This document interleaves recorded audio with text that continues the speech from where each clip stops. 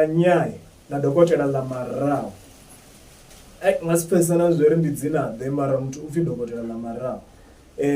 Vhanyai na dokotela ḽa maraho ndi vhathu vhane vha vhonala vha tshi nga vha ḓivhana ngo to ralo ungari vho dzhena vhoṱhe haningei dzi varsity vho vha vha khou shera room haningei dzi rese.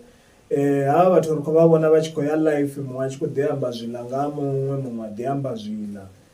Dokotela ḽa maraho hu khou sumbedzisa na zwori ene o vha a tshi dzula na vhanyai ende o vhuya a swikelela he a vha na vhushaka navho zwi tshi ita uri vha fhedzisele vha tshi khou thusana nḓuni hanefhaḽa ngo to ralo. Nda pfha ndi tshi mangala uri nṋe ri khou ri vhanyai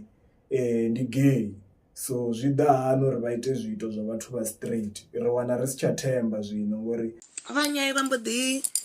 bvula gown vha tshi bvula ganda ri mini uri vho bvula na nṋe ndi bvula phini mungana wanga ndi vhono ḓi mbonela ende nṋe ndi khou tou zama u vha thusa no kona ṅwana vha i bvisa vha tshi i bvisa nda thoma u i fara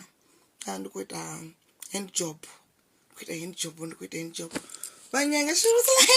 mungana masikweni ani pfhi mungana nda ri hai we mzwala o vha ri vhavhili ni khou shavha mini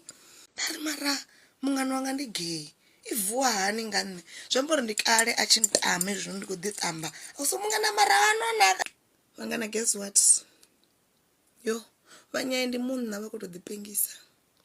vhanyai ndi munna vhukati ha vhanna vhanyai vha timbela vhanyai vha timbela munna vha khou tou i ridele yo we yo mafhungo o raliho u tou nga ri a si u thoma ri tshi a pfha nga ha vhanyai lini. Vhanyai mara vhone vha khou fhindula vha ri hai vhone a vha ḽi matshimba ndi ri vhanyai vha khou amba uri mini. Mara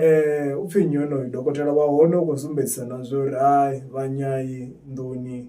vha fheṱela zwa vha na vhuṱanzi nṋe nda ri hei dzi a vhuya hafha nnḓa.